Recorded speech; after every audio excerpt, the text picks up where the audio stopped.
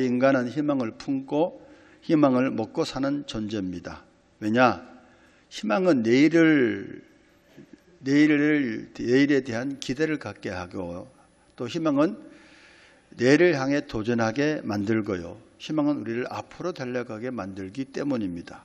또한 희망은 어려움이 오고 그 어려움을 통해서 절망 가운데 빠졌다 할지라도 희망이 있으면 그 절망 가운데서 일어서도록 하게 만듭니다.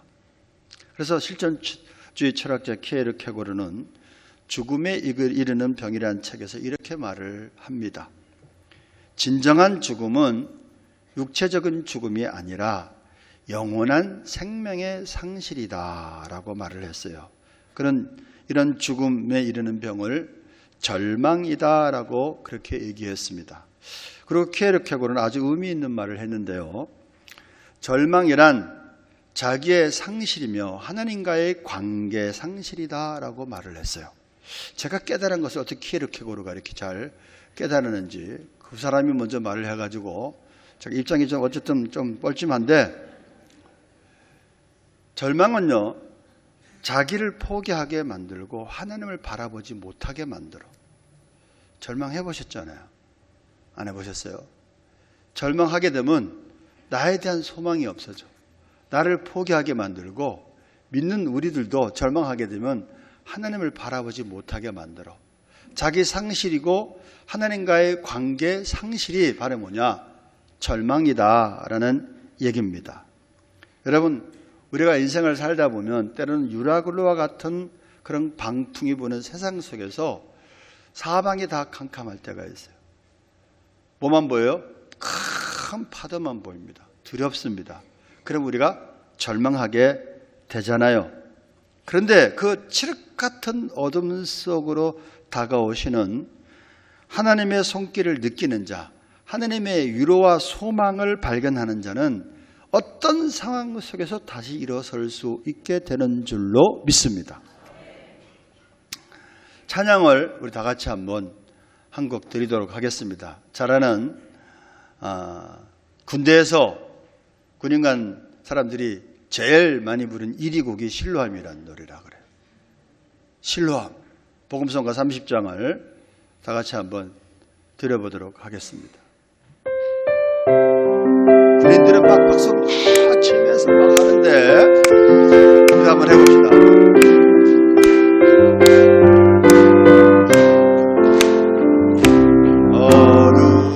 어둠만 캄캄한 밤 새벽 복음성가 30장 흘리고 닭이 내 눈에는 오직 말이 없어. 우리가 처음 만난 그때는 차가운 새벽이었. 힘차게 당신 눈속 여명이 있음을 나는 느끼. 다시 한번 처음부터 가사가 안 띄워졌게 다시 한번 처음부터. 어두운 밤 깜깜한 밤 새벽을 찾아 떠난다. 종이 울리고 닭이 울어도 내 눈에는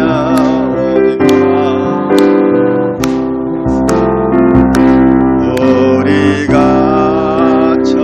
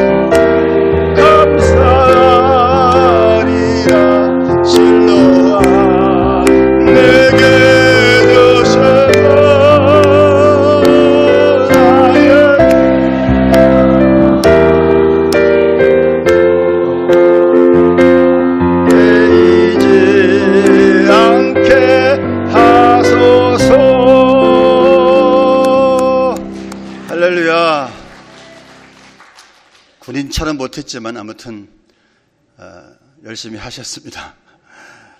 가사를 이렇게 한번 이렇게 좀 음미를 한번 해보세요. 어두운 밤에, 캄캄한 밤에 새벽을 찾아 떠난다. 뭘 찾아서요? 새벽을 찾아 떠나는 거야. 지금 이 사람의 삶은 어둠이었어요. 절망이었어요. 근데 새벽을 찾아 떠나는 인생. 종이 울리고 닭이 울어도 이 사람의 눈에는 오직 밤이었습니다. 소경이었으니까. 그러다가 이 사람이 성경에 보니까 예수님을 만나게 됩니다. 만나서 예수님이 진흙을 이겨서 침을 뱉고 그 사람의 눈에 발라줍니다. 그리고 뭐라고 말씀하시죠? 실로암에 가서 내 눈을 씻어라. 실로암은 보내심을 받았다, 이런 뜻이에요. 아멘.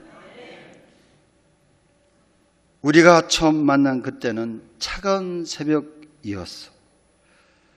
당신 눈 속에 여망이 있음을 나는 느낄 수가 있었어. 오 주여, 당신께 감사하리라. 실로암 내게 주심을, 나에게 영원한 이 꿈속에서 깨이지 않게 하소서. 실로암에 가서 눈을 씻은 사람은 눈을 뜨게 된 줄로 믿습니다. 여러분요, 우리가 인생길을 가는 동안 뜻하지 않게 절망의 골짜기로 접어들 때가 있어요. 그 절망의 골짜기에서 희망의 정상으로 이끄시는 분은 오직 하나님 한 분밖에 없는 줄로 믿습니다. 실로암 보냄을 받았다. 그래, 주님을 만났을 때 이 사람이 눈을 뜬 것처럼 캄캄한 칠흑 같은 인생 속에서 주께서 저와 여러분을 만나 주셔서 미랄교회가 실로암인지 어디가 실로암인지는 몰라도 그것으로 가라. 복음을 듣고 예수님을 만나게 하셔서 우리의 눈을 뜨게 하신 줄로 믿습니다. 절망의 골짜기에서 희망의 정상을 바라보면서 다시 일어서서 갈 수 있는 힘을 주신 분이 바로 주님이신 줄로 믿습니다. 고한암을 극복하고 세계 최고의 자전거 경주인 뚜르드 프랑스를 유경패한 사람이 있는데 이 랜스 암스트롱이라는 사람입니다. 그는 자전거 그 이상의 이야기라는 그런 자서전을 통해서 이런 멋진 말을 했는데, 내게 1%의 희망만 주어져도 나는 그 희망을 위해 달린다 그랬어요. 여러분, 무슨 말이죠? 여러분, 1%의 희망은 사실은 절망입니다. 사실은 포기야. 80%나 90%의 희망이 있을 때 달리는 것이지 1%의 희망은 절망이거든요. 근데 이 사람에게는 1%의 희망만 있어도 이 사람은 달린다는 거예요. 암스트롱은 1%를 절망으로 보지 않고 희망으로 보았습니다. 대단한 사람 아닙니까, 여러분? 그렇습니다.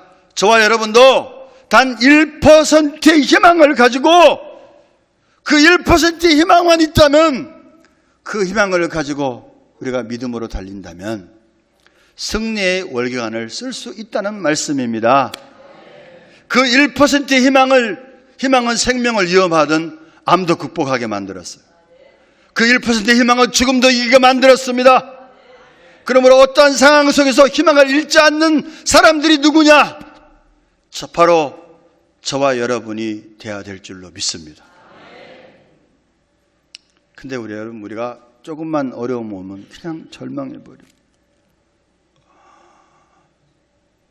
한 30% 희망 있어도 그냥 절망해버려. 1% 1% 희망만 있어도 희망을 위해 달려갈 수 있는 믿음의 사람들 되시기를 주님의 이름으로 축원합니다.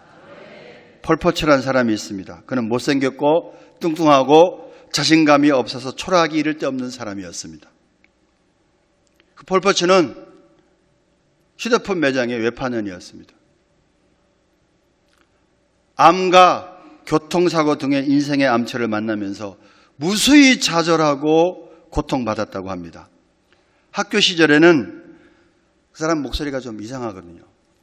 남들과 목소리가 좀 다르다고, 또 내성적인 태도 때문에 친구들로부터 왕따를 당하게 됐어요.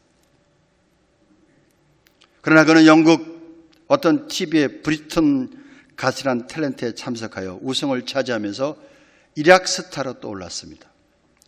별 볼 일 없던 인생이 별 볼 일 있는 인생으로 바뀌게 되었습니다. 그때의 동영상을 한번 보도록 하겠습니다. But for the next contestant, the world of showbiz seems a million miles away. It's Paul, a mobile phone salesman from South Wales. By day, I sell mobile phones. My dream is to spend my life doing what I feel that I was born to do. Paul, what are you here for today, Paul? To sing opera. I've always wanted to sing as a career. Confidence has always been sort of like a difficult thing for me. I've always found it a little bit difficult to be completely confident in myself. Okay, ready when you are.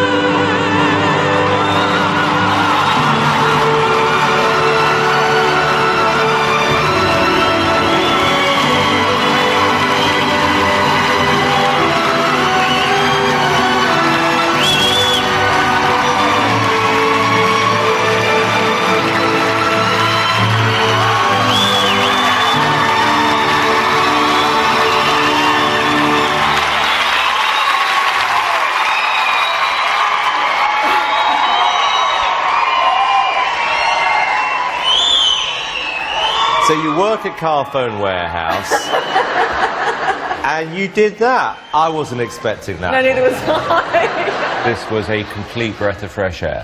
I thought you were absolutely fantastic. You have an incredible voice. I think if you keep singing like that, you are going to be one of the favourites to win this whole competition.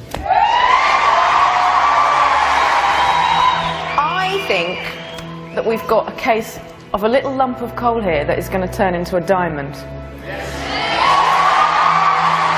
Okay, moment of truth, young man. Piers. Absolutely, yes. Amanda. Yes. Paul, you are through to the next round.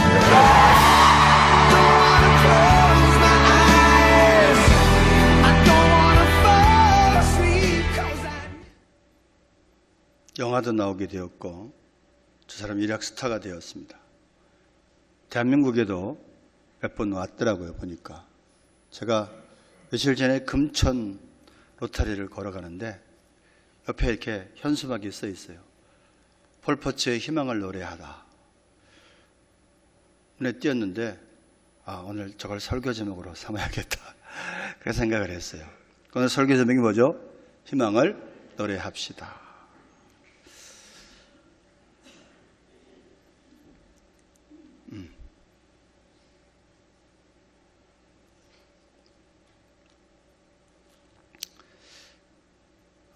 오늘 본문 말씀은 절망의 땅에서 신음하고 있는 하나님의 백성들을 향한 희망의 노래입니다. 하나님의 은혜로 이스라엘 백성들은 40년 광야를 마치고 제1세들은 다 죽고 여호수아와 갈렙 제2세대들이 가나안 땅에 들어가게 되었어요. 거기서 정착했습니다. 하나님께서는 가나안 땅에 들어가기 전에 이스라엘 백성들에게 당부한 말이 있어요. 우상 숭배하지 마라. 그곳 가나안 족속들과 섞이지 말아라. 결혼하지 마라. 아주 신신당부했어요. 목에서 피가 나도록 그렇게 외쳐댔어요. 두 가지를 말씀했습니다.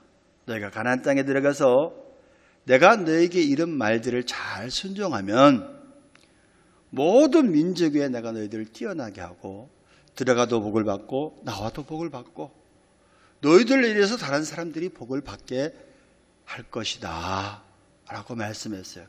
그러나 너희들이 내 말을 듣지 않고 하나님의 택한 백성인 너희들이 내 말을 거역하고 불순종하고 우상 숭배의 길로 가게 되면 나는 너희들을 저주할 수밖에 없다. 그렇게 말씀했어요. 그런데 그들은 가나안 땅에 도달한 지 한 세대가 지나자 하나님의 존재를 잃어버리기 시작했습니다. 하나님 보시기에 폐역한 길로 가는 거야. 그때마다 하나님은 외면하지 않으시고 수많은 선지자들을 보내셔서 목이 쉬도록 외쳤습니다. 회개하라. 내게로 돌아와라. 아버지 품으로 돌아와라. 그런데 듣지 않았어요. 하나님의 백성들은 어리석은 탕자처럼 하나님의 품을 떠나 우상 숭배에 빠졌습니다. 마침내 하나님은 견디다 못한 나머지 더 이상 그들을 방치할 수 없어서 그들에게 채찍을 들기 시작했습니다. 이스라엘은 아시리아에 망하게 만들고 남은 유다 백성들은 참다 이제는 더 이상 한계 상황이 이르니까 하나님이 갈대아인 바벨론이란 나라를 들어서 전쟁을 일으켜서 전쟁에서 패하게 만듭니다. 하나님께서 영원히 함께 하시겠다고 약속하셨던 그 성전은 무참히 무너졌습니다. 견고한 성읍은 모두 불타버렸고 사람이 거하지 못하는 폐허가 되고 말았습니다. 왕과 고관들은 붙잡히고 부녀자들은 욕을 당하고 어린아이들은 굶주림으로 죽어갔습니다. 수많은 하나님의 백성들은 노예가 되어서 바벨론의 포로로 붙잡혀갔습니다. 당시 거짓 선지자들은 망하지 않는다. 하나님의 성전은 영원히 있을 것이다 라고 거짓 예언을 했지만은 그 예언이 거짓으로 드러났음에도 불구하고 그래도 금세 돌아온다라고 또 끝까지 거짓 예언을 하고 있었지만 그러나 눈물의 선지자 예레미야는 70년 동안 고난당할 것이라고 선포합니다. 왜 예레미야를 눈물의 선지자라고 하신 줄 아십니까? 예레미야에게 이 나라가 이렇게 될 것이다 하나님이 말씀하고 보여줬어. 네가 외쳐라 예레미야야. 예레미야가 막 외치는데도 불구하고 믿지 않는 거야. 듣지 않는 거야. 설마 하나님이 우리를 버리실까? 예레미야는 이미 다 보고 있는 겁니다. 알고 있는 겁니다. 하나님이 가르쳐 주셨기 때문에. 듣지 않고 믿지 않고 불순종하는 백성들을 향해서 예레미야는 하나님의 말씀을 선포하면서 우는 거야. 오늘의 현실을 바라보면서 눈물을 흘릴 수밖에 없는 거야. 70년 동안 포로 생활할 거를 바라보면서 눈물을 흘리면서 하나님의 말씀을 선포했지만은 그들은 듣지 않았습니다. 70년의 포로 생활은 그들에게 너무나도 가혹한 시간입니다. 여러분, 포로로 잡혀가서 10년만 고통당해도 엄청난 가혹한데 70년을 고통을 당했다고 생각해 보세요. 우리가 일제강점기가 36년인데 아직도 그 잔재가 얼마나 많이 남아 있습니까? 70년이라 그러면 상상을 초월하는 거예요, 여러분. 처음에는 언젠가 하나님께서 우리를 구원해 주시겠지라는 기대와 소망이 있었지만 세월이 흐를수록 그들에게는 절망의 그림자가 짙게 드리워집니다. 그들에게 있어서 가장 무서운 적은 바벨론이 아닌 믿음의 상실이요 희망의 상실이었습니다. 이런 절망적인 어둠의 땅에서 하나님께서는 예레미야 선지자를 통해서 한 줄기 희망의 빛을 던져주셨습니다. 그가 외쳤던 희망의 메시지가 바로 오늘 본문의 말씀입니다. 어떤 거죠? 내용이 회복시켜주겠다.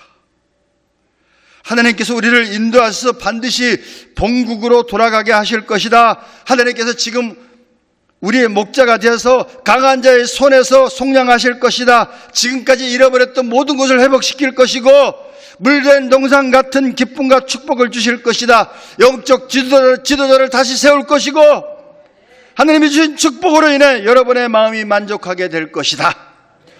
절망 가운데 자포자기 상태에 빠져있는 백성들에게 이런 위로와 소망의 말씀이 선포될 때 백성들의 반응이 어땠는 줄 아십니까? 저는 그 반응이 몹시 궁금했어요. 안타깝게도 믿는 사람이 있었고 믿지 않는 사람들이 있었어요. 왜? 70년 생활 가운데 이 나라가 어떻게 회복이 됐냐? 환경적으로 상황적으로는 불가능한 일이야. 70년 포로 생활을 끝내고 다시 본국으로 돌아간다? 불가능한 거야. 믿지 못한 자들은 바벨론에서 다 죽었습니다. 희망의 메시지를 선포한 예레미야의 말을 믿고 희망의 노래를 불렀던 사람들은 다시 그 믿음대로, 그들의 희망대로, 그들의 소망대로 그들은 본국으로 돌아갈 수 있었던 것입니다. 여러분, 옛날 유다 백성 말고 지금 우리를 봅시다. 작금의 한국의 상황 굉장히 저는 다시 한번 말씀드립니다. 위기입니다. 위기라고 하면 위기인 줄 알고 나라와 민족을 위해서 좀 기도도 좀 하시고 경제를 위해서 기도도 좀 하시고 여러분 대한민국이 언제 정치 조작이 잘해서 정치가 잘 되고 경제가 성장했습니까? 믿는 사람들이 무명의 그리스도인들이 피와 땀을 쏟으면서 기도원에서 산에서 들에서 철야를 하면서 교회에서 기도했던 그 기도가 이루어져서 이와 같은 갈목한 성장을 축복을 받게 된 줄로 믿습니다. IMF 여러 가지 징계의 조짐이 있었잖아요. 그러면 그때 다시 깨닫고 저와 여러분 다시 돌아가야 돼요. 무엇으로 돌아가야 되느냐? 말씀으로 돌아가셔야 됩니다. 초심으로 돌아가셔야 됩니다. 하나님을 믿는 믿음에서 다시 자르라 우르라 쳤던 것을 다시 돌아가셔야 됩니다. 이때가 그때입니다. 아무리 외쳐도 듣지 않았던 이스라엘 백성들의 마음을 저는 조금 좀 채우라. 여러분 기도하십시오. 어떤 집사님에게 집사님 그렇게 해서는 안 돼. 집사님 그렇게 해서는 안 돼. 외쳐도 마이동풍이야. 너는 외쳐라. 나는 마이웨이.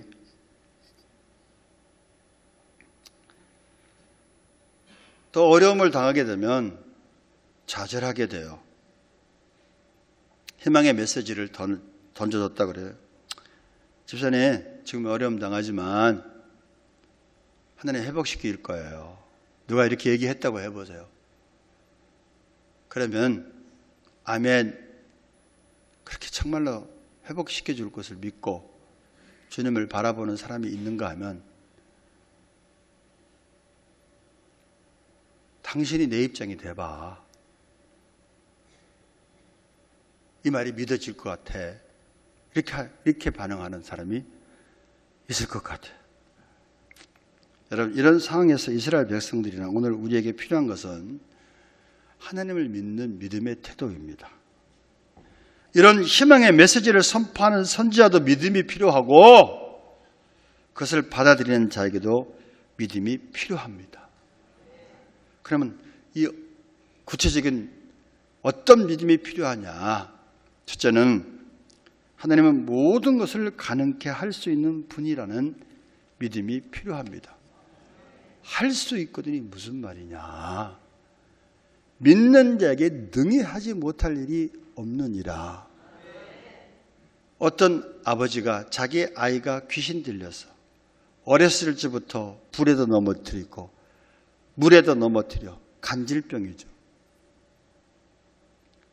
발작하게 되면 물에서 넘어지면 죽어. 부모가 늘 지켜야 돼.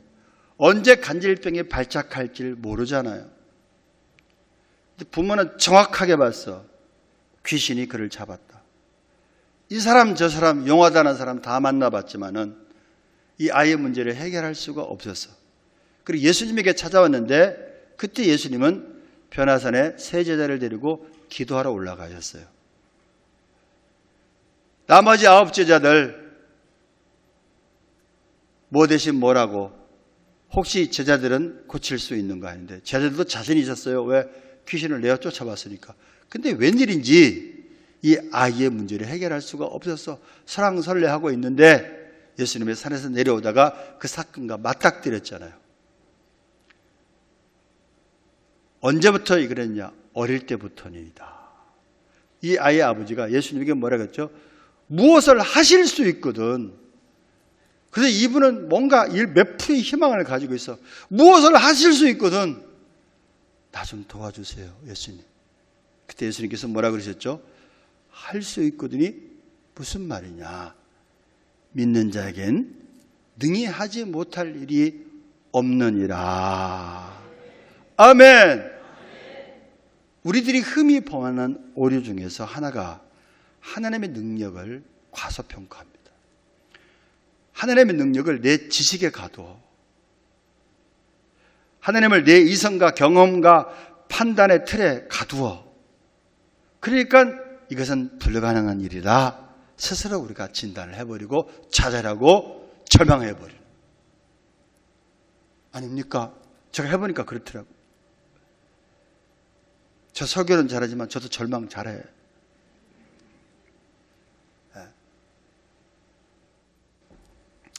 왜 또 믿는 사람은 무엇이 절망이 되느냐? 나름대로 기도를 했는데 하나님이 노우라고 응답할 때, 웨이트라고 응답할 때 하나님 왜 이러십니까? 하나님이 나를 외면하신 것 같아요. 하나님이 다른 사람은 기도를 다 들어주시는데 내 기도는 안 들어주시는 것 같아요. 하나님이 다른 사람은 사랑하시는 것 같은데 나는 덜 사랑하는 것 같아요. 그 또 다른 절망, 또 하나의 절망이 거기서 생기잖아요. 여러분 안 그런가? 저만 그런 거예요? 어떻게 된 거예요? 그럴 때 우리는 말씀으로 돌아가죠. 여러분이 믿고 있는 하나님과 믿음의 선배들의 믿음이 어땠는가? 다 할 수 없고 오늘 아브라함 한번 생각해 봅시다. 로마서 4장 17절 이하에 아브라함이 이렇게 고백합니다. 그가 믿은 바 하나님은 죽은 자를 살리시며 없는 것을 있는 것으로 부르시는 이시니라. 아멘. 아브라함은 죽은 자도 얼마든지 살리실 수 있는 하나님을 그렇게 믿었어요. 아무것도 없는 상태에서 하나님이 부르시면 모든 것이 존재한다는 것을 그렇게 믿었습니다. 그는 인간으로서는 바랄 수 없는 절망의 상황 속에서도 하나님이 말씀하시면 그대로 될 줄로 믿었습니다. 백세가 됐잖아요. 그러면 어떤 생각하죠? 그동안 내가 기도를 많이 해왔는데, 그동안 많이 바라왔는데 하나님이 지금까지 백세가 되도록 자식을 주지 않은 것은 하나님의 뜻인가 보다. 우리는 그렇게 생각한단 말이에요. 아브라함도 솔직히 그런 마음도 있었단 말이죠. 그런데 백세 사라의 태가 다쳐서 도저히 아이를 낳을 수 없는 상황임을 알고 있었지만 하나님께서 내년 이맘때 자식을 낳으리라. 그 아들을 이삭이라 하라 라고 말씀했을 때 믿음이 약해지지 않았다는 겁니다. 하나님의 약속을 굳게 믿고 하나님께 영광을 돌렸다는 말씀입니다. 여러분, 이것이 바로 아브라함의 믿음이야. 바랄 수 없는 상황 속에서 바랬고 믿을 수 없는 상황 속에서 믿었어. 아브라함은 그런데 입장을 바꿔놓고 저와 여러분이 그 상황 속에 들어갔다고 생각해 보세요. 도저히 내가 일어선다는 게, 내가 이 절망의 골짜기에서 다시 빠져나간다는 것은 불가능해. 이 생각이 먼저 앞서게 됩니다. 그래서 우리는 어떤 믿음을 가져야 되느냐? 하나님은 전능하신 하나님이시다. 하나님이 하시고자 하면은 모든 것을 가능케 하시는 하나님이시다. 우리 가정 소망이 없는 것 같아. 우리 아이 소망이 없는 것 같아. 우리 남편 소망이 없는 것 같아. 목사님, 우리 남편 저 포기합니다. 그런 사람 좀 많이 봤어요. 근데 목사님, 저희 아내 포기합니다. 이런 사람 못 봤어. 아무튼 남자들이 그렇게 굉장해. 아무튼 아내를 포기한다는 사람 못 봤는데 남편 포기한다는 사람 좀 많이 봤어요. 상담하면서. 어떻게 된 일인지는 모르지만. 그러나 여러분, 나는 포기할 수 있어. 하나님이 포기하시는가? 그것을 기도하셔야 돼요. 아멘. 하나님이 포기하지 않는다면 끝까지 바랄 수 없는 중에 바라고 믿을 수 없는 중에 믿는 믿음을 가지시기를 주님의 이름으로 축원합니다. 둘째는 하나님은 결코 포기하지 않는 분이라는 믿음이 필요합니다. 우리는 어려운 상황이 닥치면 너무 쉽게 뒤로 물러나요. 내 앞에 홍해가 나타나고 여리고 같은 성벽이 버티고 있고 골리앗 같은 그런 적군이 앞에 있을 때 우리는 그냥 쉽게 포기합니다. 포기는 언제만 쓰는 단어라고요? 네, 일부 예비들은 배추를 한 포기, 두 포기 살 때만 사용하는 단어입니다. 여러분의 인생에 포기라는 단어를 지워버리시기를 바랍니다. 아버지와 아들이 사막을 여행하고 있었습니다. 사막이 얼마나 불같이 뜨겁습니까? 아무리 걸어도 끝이 보이지 않습니다. 두 사람은 목이 마르고 지쳐서 쓰러질 지경이었습니다. 아들은 원망에 가득한 눈빛으로 아버지를 바라보았습니다. 아버지, 이제 우리에게 남은 것은 죽음뿐입니다. 더 이상 걸을 필요가 없어요. 그냥 자리에 앉아서 편하게 죽는 편이 낫겠어요. 아버지는 아들을 타일렀습니다. 얘야, 조금만 더 가면 틀림없이 맑은 물과 마을이 나타날 거야. 힘을 내자. 그때 두 사람 앞에 커다란 무덤 하나가 나타났습니다. 아들은 더욱 절망해서 소리쳤습니다. 거 봐요. 힘들게 여기까지 왔는데 이 사람도 여기서 죽었잖아요. 이제 우리도 이곳에 죽게 될 거예요. 우리 앞에는 죽음밖에 없어요. 그러나 아버지의 생각은 조금 달랐습니다. 아들아, 무덤은 희망에 징조한다. 무덤은 마을이 가까이 있다는 희망의 표시다. 아버지의 말대로 조금 더 갔을 때 마을이 보였습니다. 그것에서 힘을 얻고 삶을 다시 살 수 있었다고 합니다. 사랑하는 미랄가족 여러분, 우리들은 살아가면서 가끔 사막의 무덤 같은 시련을 만납니다.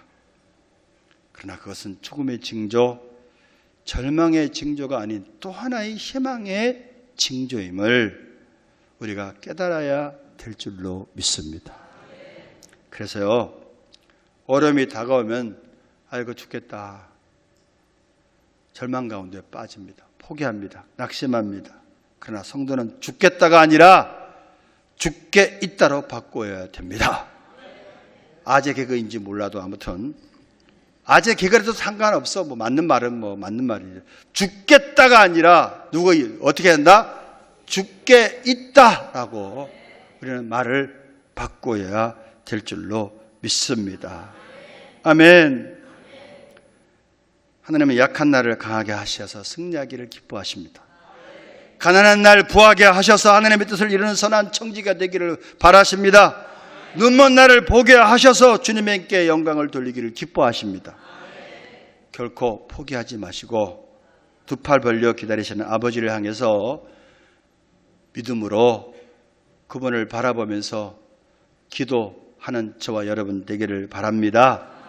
마지막으로 하나님은 도전하는 자에게 힘과 용기를 주시는 분이라는 믿음이 필요한 줄로 믿습니다.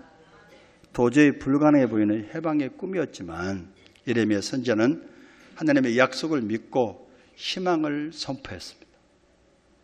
70년 지나면 반드시 하나님이 고국으로 돌아가게 하실 것이다.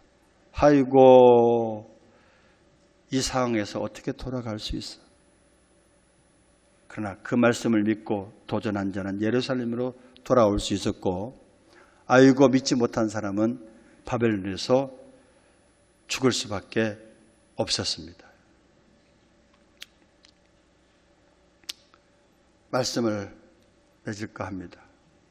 여러분, 도저히 불가능해 보이는 회복의 꿈이었지만 예레미야 선지자는 하나님의 약속을 믿고 희망의 메시지를 선포했고 희망의 노래를 부르자고 그렇게 권면했습니다. 여러분, 상황이 어떤 상황이 올지 몰라요. 우리는 내일을 알지 못합니다. 그러나 우리가 믿고 의지할 수 있는 분은 전능하신 하나님 한 분밖에 없는 줄로 믿습니다. 포기하지 마시고 주님을 바라봅시다. 주께서 주시는 비전을 붙잡고 희망을 노래하는 저와 여러분 되시기를 주님의 이름으로 축원합니다.